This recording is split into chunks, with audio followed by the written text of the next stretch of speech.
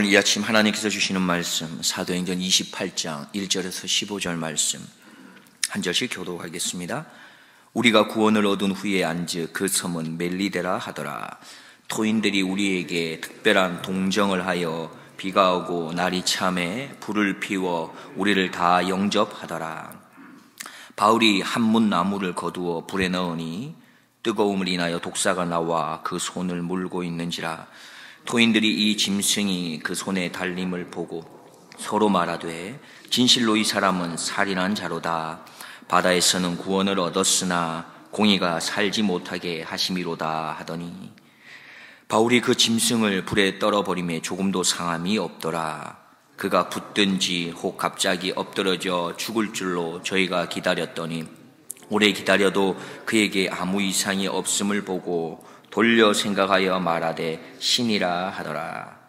이 섬의 제일 높은 사람 보블리오라 하는 이가 그 근처에 토지가 있는지라. 그가 우리를 영접하여 사흘이나 친절히 유숙하게 하더니 보블리오의 부친이 열병과 이질에 걸려 누웠거늘 바울이 들어가서 기도하고 그에게 안수하여 낫게 하매 이러므로 섬 가운데 다른 병든 사람들이 와서 고침을 받고 후한 예로 우리를 대접하고 떠날 때에 우리 쓸 것을 배에 올리더라. 석 달 후에 그 섬에서 과동한 알렉산드리아 배를 우리가 타고 떠나니 그 배 기호는 디오스구로라. 수라구사에 대고 사흘이 있다가 거기서 둘러가서 레기온에 이르러 하루를 지난 후 남풍이 일어나므로 이튿날 보디올에 이르러 거기서 형제를 만나 저희의 청함을 받아 이레를 함께 유하다가 로마로 가니라. 함께 보겠습니다. 거기 형제들이 우리 소식을 듣고 아피오 저자와 삼강까지 맞으러 오니 바울이 저희를 보고 하나님께 살해하고 담대한 마음을 얻으니라. 아멘. 우리는 아마 용두삼이라고 하는 말을 들어보셨을 겁니다. 무슨 뜻입니까? 시작할 땐 거창하게 시작했는데 끝으로 갈수록 점점 기세가 줄어드는 이런 모습들을 말하지요. 그래서 우리는 종종 무슨 일을 하든지 용두사미가 되지 않기를 말하고 있습니다. 인생도 마찬가지지 않겠습니까? 어느 누가 용두사미의 인생을 살고 싶겠습니까? 우리 모두는 인생의 마지막을 잘 마무리하고 싶을 겁니다. 그렇다면 어떻게 인생을 마무리하는 것이 아름답게 마무리하는 것일까요? 그리스도인들은 우리의 삶 가운데 따르고자 하는 인물들이 성경에 많이 있습니다. 그 중에 특별히 신약 성경에서는 제자들을 따르고 싶어 하고 그래서 또한 우리 그리스도인들을 어떻게 보면 제자라고도 하지 않습니까? 무엇보다도 그리스도인들이 따르고자 하는 분이 있다면 바로 예수 그리스도일 것입니다. 그분의 삶을 본받고 그분이 걸어갔던 길을 따르고자 하는 것이지요. 그런데 한번 생각해 보면 그들의 인생이 어떠했습니까? 그들의 마지막의 인생이 아름다웠습니까? 대부분의 제자들의 인생의 마지막은 도망쳤고 숨어 지냈고 고초를 당했으며 순교를 당했습니다. 어떤 선지자보다도 참 높다라고 평가받았던 세례 요한은 어떻습니까? 그의 마지막은 어떻습니까? 한낱 여아이의 그 소원을 들어준다는 그 명목 때문에 머리가 잘림으로 인생을 마감했습니다. 스데반은 어떻습니까? 돌에 맞아 죽었지요.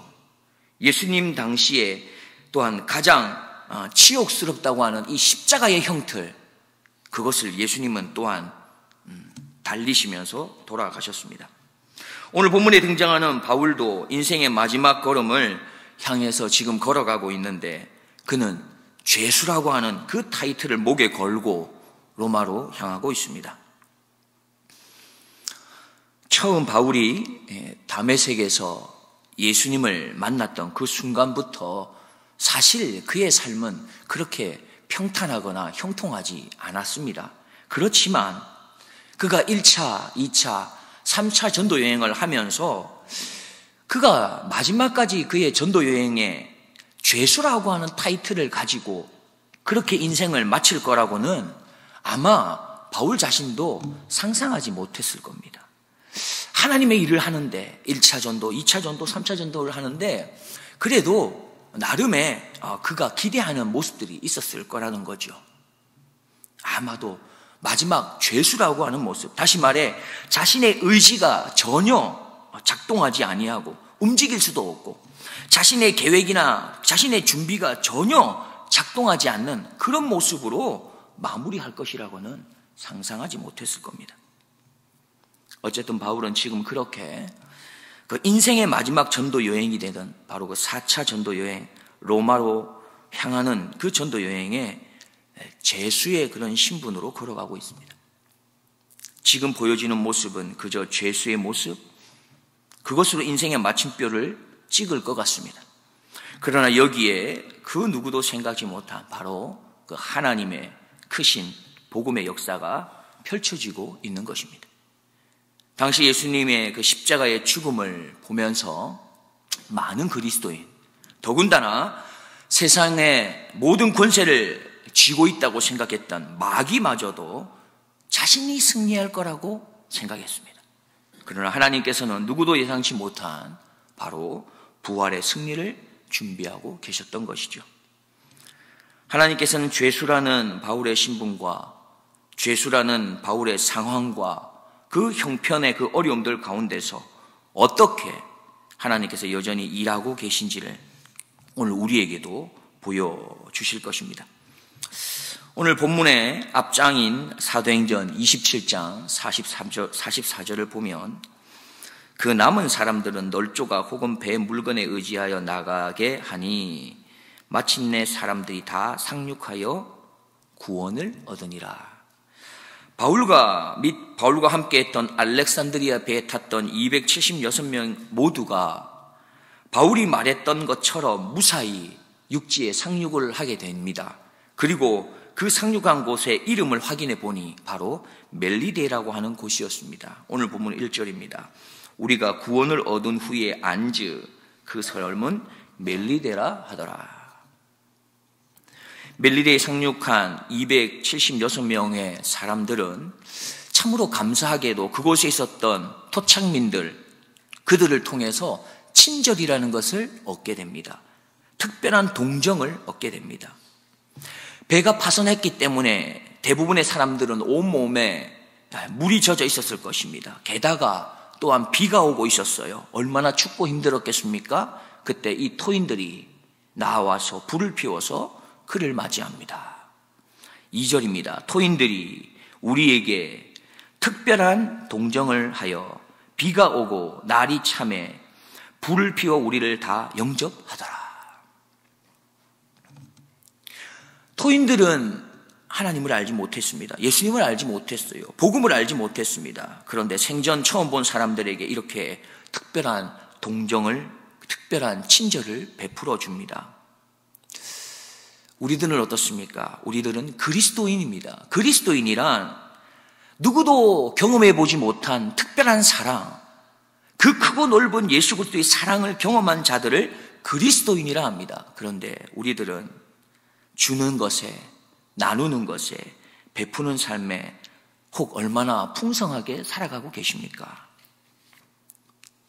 우리는 어떻게 보면 이 토인들을 보면서 우리의 삶을 다시 돌아봐야 하지 않겠습니까? 그리스도인이란 하나님의 놀랍고도 크신 사랑을 받은 자들인데 우리의 삶 또한 베풀고 나누고 섬기는 것에 인색하지 말아야 하지 않겠습니까?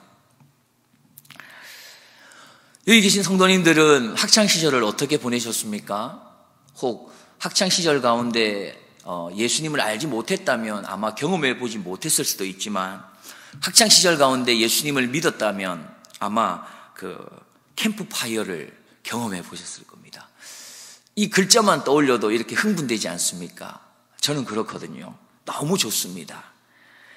캠프파이어를 통해서 얻게 되는 기쁨과 은혜들이 있어요. 그런데 그 못지않게 또 기쁨을 주는 게 있는데요. 캠프파이어 불이 다 사그라들고 그 밤에 늦게까지 잠을 안 자고 그 모닥불 앞에서 불을 계속 떼어가면서 고구마도 구워 먹고, 한국에 마시멜로우가 그때 있었는지 모르겠지만 그것도 구워 먹으면서 그 시간이 참 즐겁습니다. 그런데 시간이 좀 지나면 어떻게 됩니까? 나무에 불이 사그라들면서 뭐가 필요하죠? 더 많은 땔감, 나무가 필요합니다. 그러면 그것을 다시금 집어서 넣어야 돼요.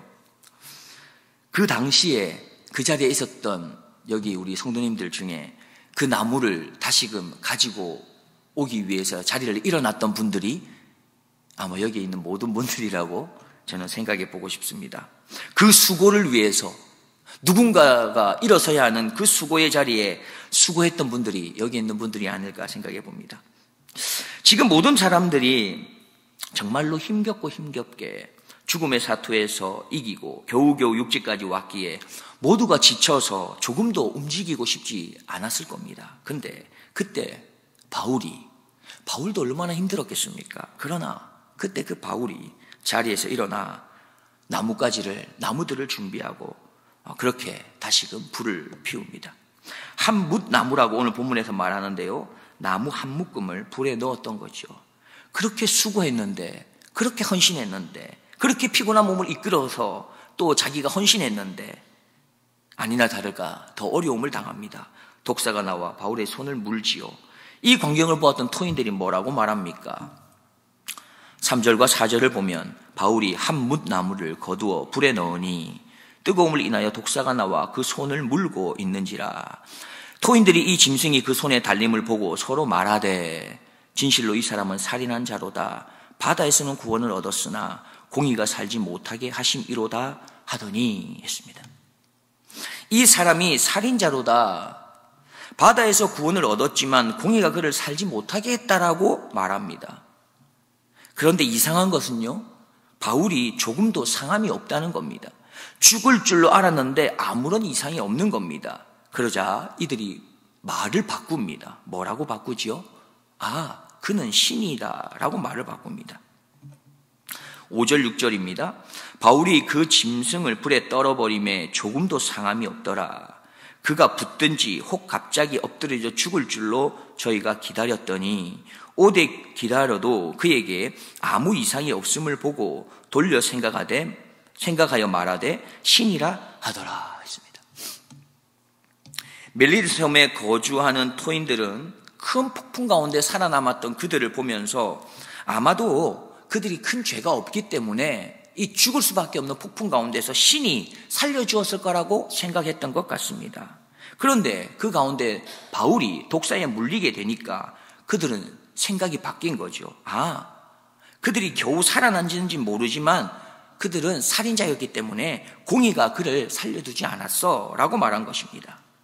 그런데 독사에 물리고도 죽지를 않는 것입니다. 그러니 그들의 생각은 또 어떻게 됩니까? 또 바뀌는 것입니다. 이와 같이 우리의 마음이란 조석병 같습니다. 무슨 말입니까? 금세 변합니다. 눈에 보이는 대로 그저 생각하고 판단했기 때문에 그렇게 변하는 것이죠. 눈에 보이는 것에 쉽게 마음을 빼앗기는 것이 우리 인간의 모습인 것 같습니다. 그래서 이런 말도 있지 않습니까? 화장실 들어갈 때 마음과 화장실 나올 때 마음이 다르다는 것입니다. 그렇게 쉽게 바뀝니다. 하루에도 수십 번씩 바뀌는 것이 우리의 마음입니다. 왜 그렇습니까? 눈에 보이는 대로 또 귀에 들리는 대로 생각하고 판단하기 때문입니다. 오직 우리의 판단과 선택의 기준은 어디에 있어야 하겠습니까? 나 자신을 향한 판단을 내릴 때도 우리가 있지 않습니까? 그래서 이렇게 말하기도 하죠. 어이 죽일 놈, 자기를 향해서. 어이 무식한 놈. 자기를 향해서 판단합니다. 무엇 때문에 그렇게 판단합니까? 자기가 생각한 대로, 자기가 들은 대로, 자기가 본 대로 판단하죠. 상대방을 향해서도 마찬가지입니다. 자기가 들은 대로, 자기가 본 대로 판단합니다. 그러나 우리가 해야 할 것은 그것이 아닙니다. 우리는 보고 듣는 것에 있어서 쉽게 미혹될 수 있는 연약한 존재인 것을 우리는 인정해야 합니다. 우리는 너무나도 쉽게 변할 수 있는 존재입니다. 그렇기 때문에 우리의 참된 기준은 내가 눈으로 보고 귀로 듣는 것에서 얻을 수 있는 게 아니라는 것이죠.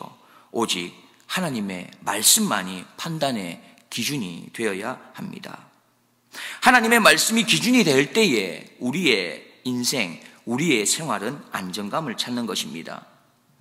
세상의 많은 지식과 경험, 그것으로 평안함과 안정함을 찾을 수 있는 게 아닙니다. 내 힘으로 안정감을 찾으려는 것부터가 사실은 교만일 수 있는 것이죠. 참된 안식은 예수 그리스도 안에 있고 하나님의 품 안에 있으며 하나님의 말씀 안에 있는 것입니다.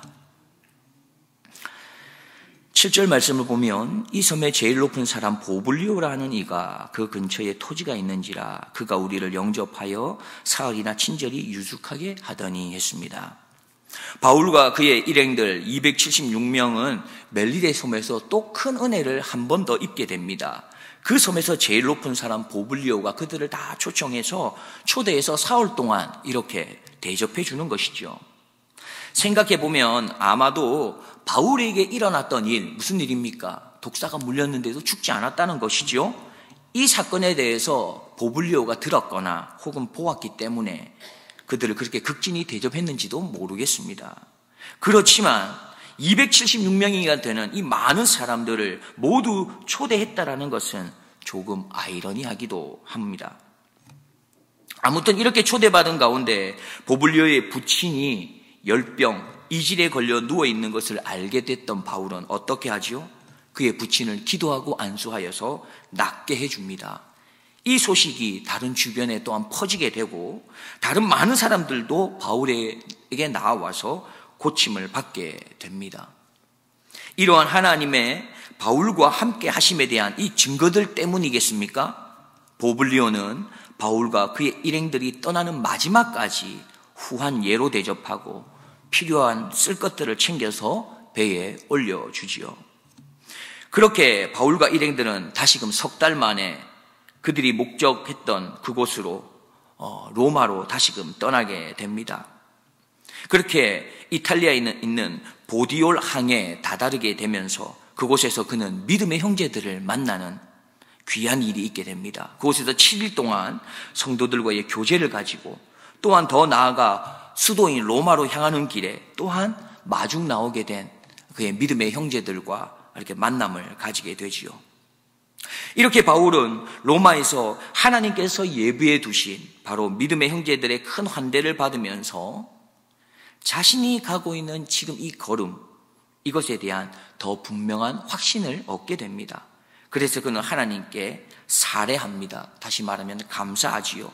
그리고 담대한 마음을 얻어서 나아갈 수 있게 됩니다. 우리 13절 하반절 이하 15절까지 말씀입니다. 보디올에 이르러 거기서 형제를 만나 저희의 청함을 받아 이레를 함께 유하다가 로마로 가니라.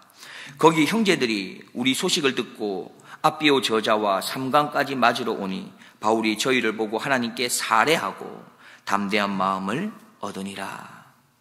그렇습니다. 이렇게 믿음의 형제들과의 만남을 가지고 환대를 받은 바울에게 있어서는 바울은 더 분명하고도 확신에 찬 믿음의 걸음을 걸어갈 수 있는 힘과 용기를 얻게 된 것이지요. 아무리 힘들고 어려운 순간이라 해도 그 가운데 하나님의 인도와 보호와 함께 하심이 여전히 계속하고 있다라고 하는 이 사실입니다. 죽음의 그림자로 가득했던 폭풍 속에서 모든 이들이 안전하게 멜리데 섬에 도착할 수 있게 하신 하나님. 배가 부서졌는데 어떻게 단 한 사람도 낙오자가 없이 모두 멜리데 섬에 상륙할 수 있었을까요? 그렇게 하신 하나님. 수많은 육지 가운데서 어떻게 로마 가까운 곳 그 멜리데 섬에 상륙하게 하신 것일까요? 처음 보는 원주민들을 통해서 또한 큰 환대를 얻을 수 있도록 준비하신 바로 그 하나님. 바울의 로마로 향하는 걸음들의 그 순간순간마다 하나님의 손은 계속해서 바울과 함께 했습니다. 유대인의 살인의 음모 속에서도, 유라굴로의 광풍 속에서도, 군인들의 죄수를 살해 시도하는 그 가운데서도, 멜리데 섬의 독사에게서도 하나님께서는 바울을 건져내셨습니다. 그렇게 하나님께서는 지금도 우리들 가운데서 전혀 예상치 못한 방법으로 우리를 위해서 우리를 격려하고 계시고 위로하고 계시고 용기 주고 계시며 특별한 사람들을 준비하고 계신 겁니다. 여기에서 우리가 할 것이 있습니다. 우리가 할 것은 그저 하나님의 음성에 귀를 기울이는 것입니다. 하나님의 말씀이라면 그냥 순종하겠다 하면서 한 걸음 걸어가는 것입니다. 그러면 그 걸음을 걸어가는 데 있어서 필요한 것들은 내가 준비하는 것이 아니라는 것입니다. 하나님께서 준비하십니다. 마치 로마로 향하는 전도 여행에서 바울이 준비할 수 있는 것은 아무것도 없었습니다. 그는 죄수의 몸으로 그냥 끌려갔을 뿐입니다. 그러나 그 가운데 하나님께서 필요한 것들을 조목조목 하나하나 준비하셨습니다. 하나님께서 하나님의 일을 하셨던 것이죠. 하나님의 말씀에 귀를 기울이십시오. 그리고 하신 말씀이 그 하신 말씀을 내가 무엇인가 잘해보기 위해서 힘쓰고 애쓰고 준비하는데 이런 시간과 에너지를 너무 낭비하지 마십시오. 일단은 먼저 하나님께서 나에게 순종하기를 원하시는 그 일이라면 일단 뛰어 들어가 보십시오. 그러면 하나님께서 그 일 가운데 필요한 사람들을 붙여 주실 것입니다. 기도하겠습니다. 하나님 아버지, 감사합니다. 하나님께서 우리의 걸음이 예수님을 닮아서 또 예수님을 따르는 걸음이기를 소원합니다. 그러나 이 길이 결코 순탄치 않음을 또 알게 하시고 또 강하고 담대한 마음으로 그렇게 주님의 길을 따를 수 있도록 주의 성령님 도와주옵소서. 하나님의 음성에 귀를 기울이게 하시고 듣는 말씀에 또 순종하게 도와주옵소서. 무엇보다 하나님께서 하나님의 일에 앞장서는 사람을 위해 돕는 손길을 예비해 두셨다고 하는 이 사실을 기억하고 담대히 순종의 길을 걷게 하여 주옵소서. 감사드리오며 나보다 나를 앞서 가셔서 나의 모든 필요를 아시고 준비해 주시는 나의 구주 예수 그리스도의 이름으로 기도드리옵나이다. 아멘.